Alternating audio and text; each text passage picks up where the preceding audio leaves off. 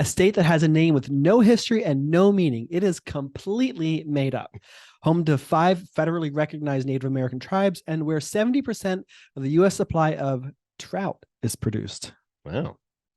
It's where allegedly no one has an accent, where the first alpine chairlift operated, home to the deepest river gorge and the tallest sand dune in North America. You're listening to Queer Money episode number 461, and today we're sharing the most affordable LGBTQ plus friendly city in Idaho. Now, on with the show.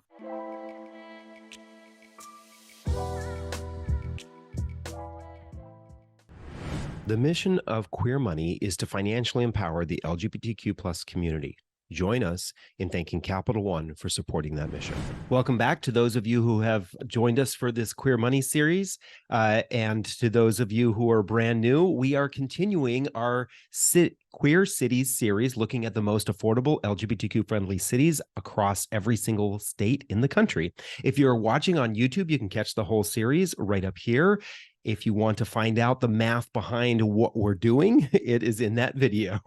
If you are listening on your podcast player, click the link in your podcast player.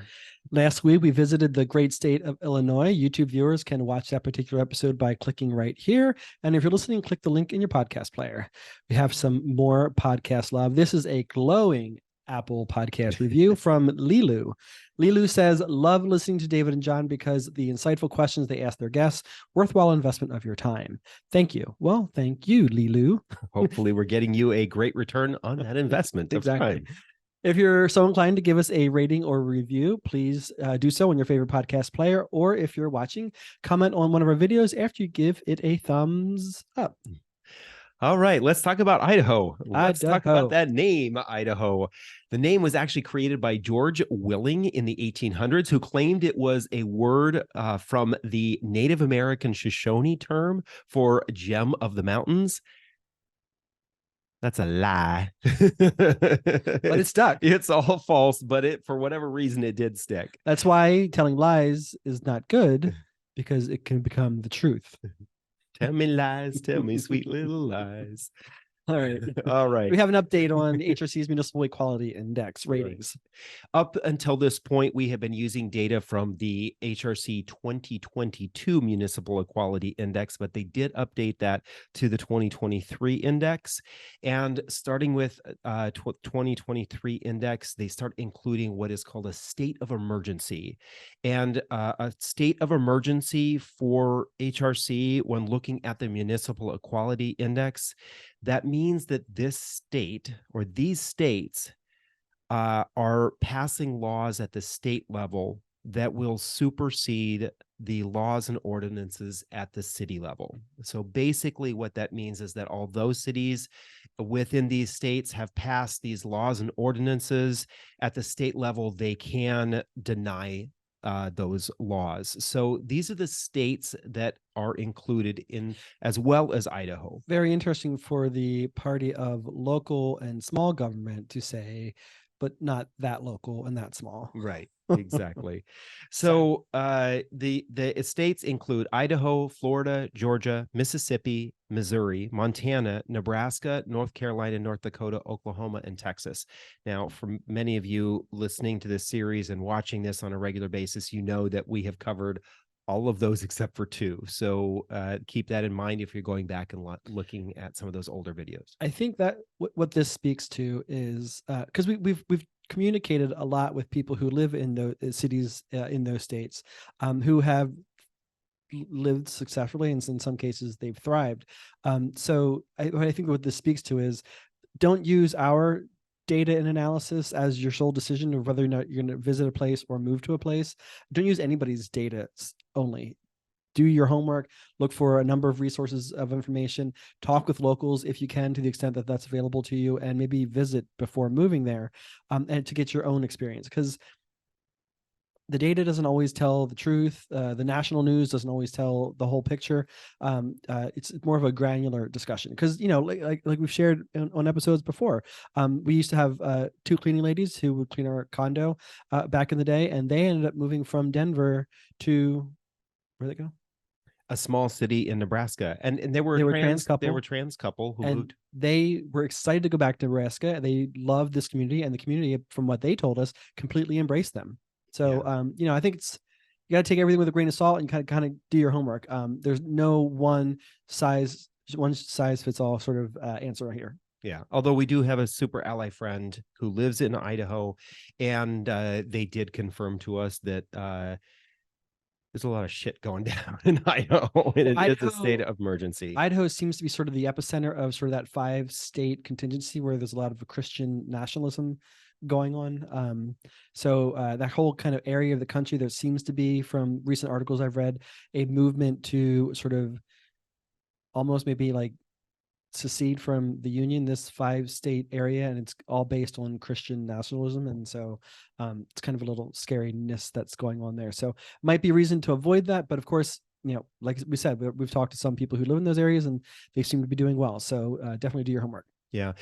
So that is part of the reason why we only had 6 cities to look at for Idaho when it comes to the HRC Municipal Equality Index. Remember, all of these cities that are on the list, these are cities that have volunteered to be ranked by HRC. So not a surprise that only 6 cities in Idaho have done this. Exactly. So, John, who's our runner-up?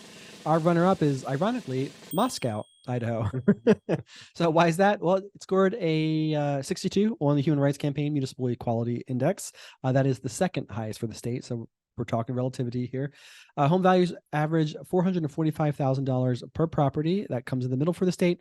Rent comes in at $1,335 a month for a 2-bedroom, 2-bathroom apartment. Also in the middle for the state. Cost of living is 99.1% of the national average. Also in the middle for the state. Average income is $59,000 a year, slightly below the middle for Idaho. Median income comes in at $46,000 per year. That's in the middle for Idaho. And this is sort of an example of where getting enough D's can sometimes earn you a B. Yeah, exactly. One of the things to note about Moscow is it is one of the home of one of the larger universities in Idaho. So it may be a mecca for LGBT folks who live in that area, saying, hey, this is probably one of the safer places to go to.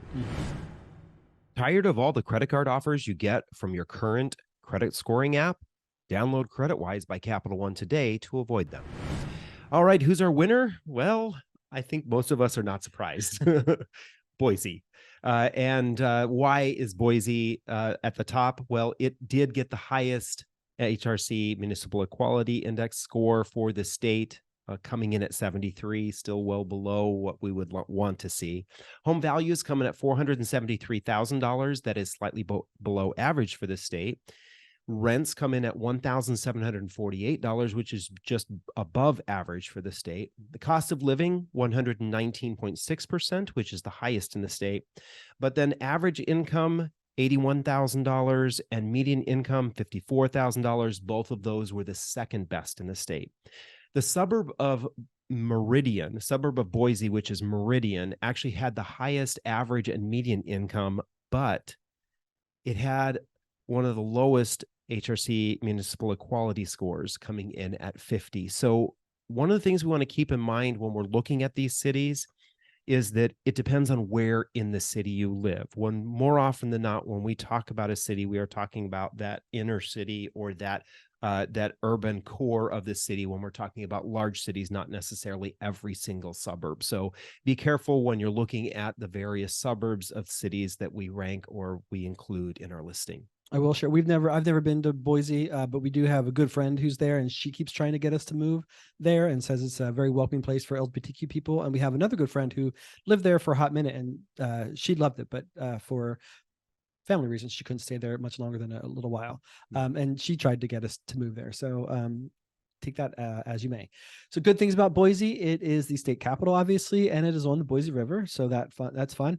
The gay culture is mostly downtown. There isn't a gayborhood, so to speak, but most of the gay culture is downtown. Check out boisepridepages.com to support the local LGBTQ plus businesses in that area if you do go to visit or to move there. Check out the community center at TCC lgbtpodcast.idaho.org to support for support and local services. And then Pride is typically in September. It was September 10th this past year. And you can visit boisepridefest.org for more information about that and future prides. Well, congratulations, Moscow and Boise. We, again, want to remind you, this is all taken with a very subjective look at a state that is very, very red. So these two cities, congratulations, may be the refuge cities in the state of Idaho. Financial independence with a checking and savings account that doesn't nickel and dime you with fees. Get a Capital One 360 checking or 360 performance savings account at Capital One today. On next Thursday's Queer Money bonus episode, we're covering the most affordable and the most gay-friendly city in the state of Hawaii. If you'd like to see the results of all the cities in each state that we're analyzing, please go to queermoneypodcast.com/cities or click the link in your podcast player if you're listening, or click the link right here if you're watching on YouTube. Thank you and have an amazing weekend.